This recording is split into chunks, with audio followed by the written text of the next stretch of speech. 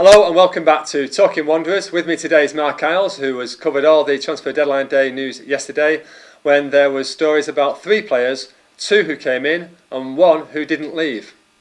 Well, Mark, it was all action yesterday with 2 signings coming on transfer deadline day.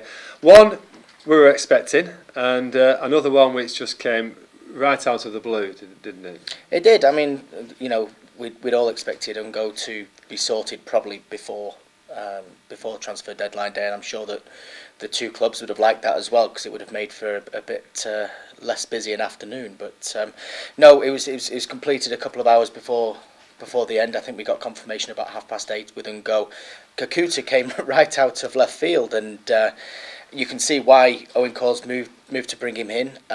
He's a player that can play on either wing. He's good backup for Martin Petrov on the left. Obviously, the right wing was an area he was looking to strengthen, and with Sean Wright-Phillips taking a more lucrative move, let's say, to QPR, it was something he needed to do. But I mean, ultimately the transfer deadline day was about who stayed, wasn't it? Absolutely. I mean, Gary Cahill, all the stories have been about Cahill going here, there and everywhere, and it was close, wasn't it?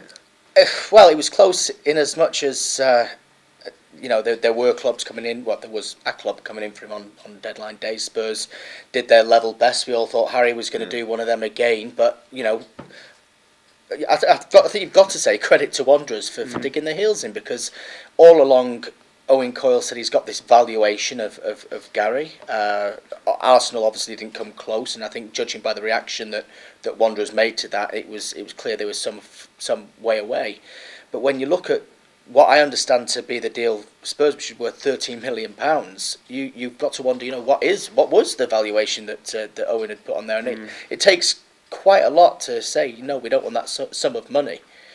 Especially for a man who's got 1 year left on his contract. Exactly, he's got 1 year left on his contract. It's either of two things, isn't it? It's either the club didn't want to lose him at that point because they didn't feel they could bring in an adequate replacement, and then were willing then to take the consequences as what the devaluation might be in January, or conversely that they're confident that they might be able to get something sorted with Gary Cahill that eliminates the problem that they've currently got. And so that could be an option. It could very well be an option. Yeah. I'd love to think it would be. Yeah, I mean, it does take a lot of obvious principle on Owen Coyle's part. He has said all along, Bolton do have this valuation of Owen Coyle, of Gary Cahill, and I think everybody's thought, everybody plays games in football. They all want to get the most money in any business, obviously. But at the end of the day, he did get a £13 million offer, if you like, everything added up, and turned it down, and that really shows that he really was sticking to his principles all along. I'll tell you, it's easy to say that, but to do it on transfer deadline day when the money's there, you can take it and grab it. I mean, everybody was saying that there may have been a backup plan with another defender coming in. I mean, Nedum Onuoha was the man that was mentioned. I'm not entirely convinced that was ever going to happen. I was quite sure from sort of midway through the day that he was going to stay, judging by the noises that were coming out of Wanderers. And although Harry's done his level best there, we've fended him off. It's either very, very foolhardy or a masterstroke, and the next few months are going to be the judge, really. Well, looking at the summer as a whole, the whole window as a whole, Bolton they've lost 2 or 3 players: Taylor, Alabsi, Danny Ward, and they've brought in 8: Kakuta, Ngog, Mears, Eagles, Pratley, Rio Coker, Tunchai and Boyata. Thanks for that list earlier. Yeah, no problem. So, they've really strengthened the squad, haven't they? And they've probably balanced out the amount of transfer fees paid as well. Yeah. I mean, obviously, you've also got the lads that were released, the Owen Almanders, etc., and the fact that Daniel Sturridge hasn't come back. There was a real swing. I mean, it was obvious that Owen Coyle's going to have a busy summer because he just didn't have the squad. To bring in 8 players, and that figure surprised a few people last night when I was talking about it.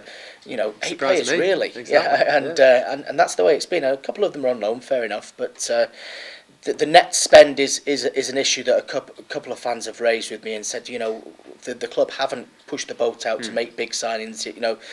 They've spent what they've brought in, but to that I'd probably say just look at the squad now compared to what we went into the summer. And I'd argue it's stronger.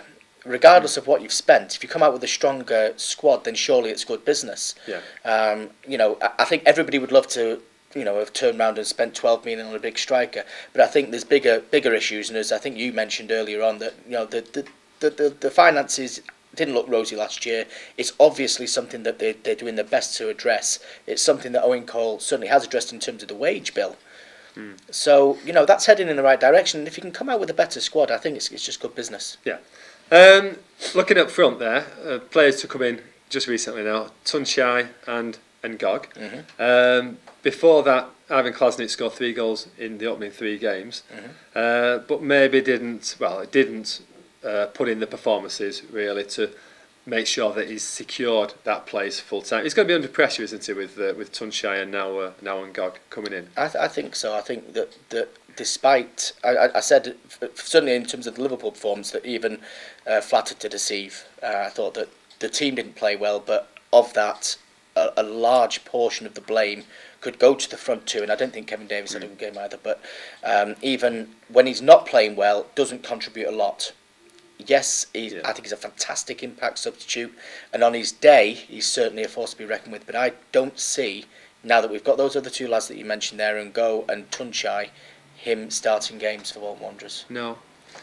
I mean, looking at the players they've got, Owen Coyle, he does like mobile forwards. He doesn't like it when Klasnic isn't mobile.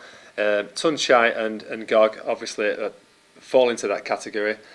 Would there be any chance of Coyle, do you think, playing maybe 3 up front in terms of Kevin Davies up front and the Tunchai and Gog behind?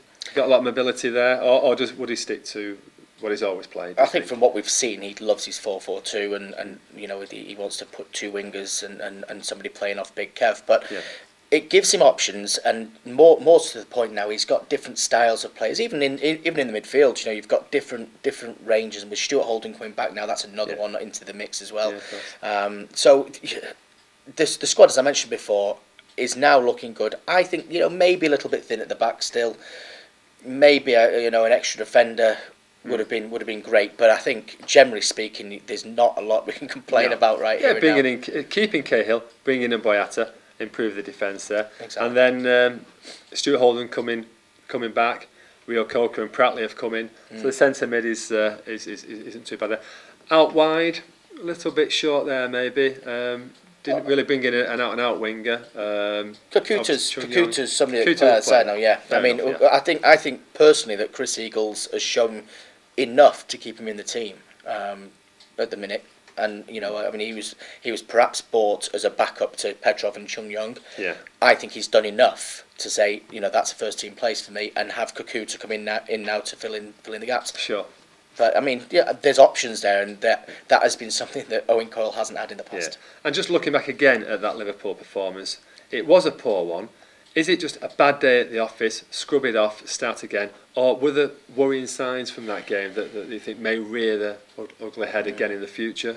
Well, I mean, there was a lot riding on that. I mean, a lot was made of the Gary Cahill issue, and whether or not there was too much playing on his mind. Defensively, if they play like that against Manchester United, there's going to be problems. Yeah. We know how they went out last time out. So, we hope it's a bad day at the office, but we'll wait and see. Yeah, thanks a lot, Mark. Well, thanks very much for watching Talking Wanderers. Get the paper every day for the up-to-date news on Wanderers, and don't forget to read John McGinley's column every Thursday. Thank you.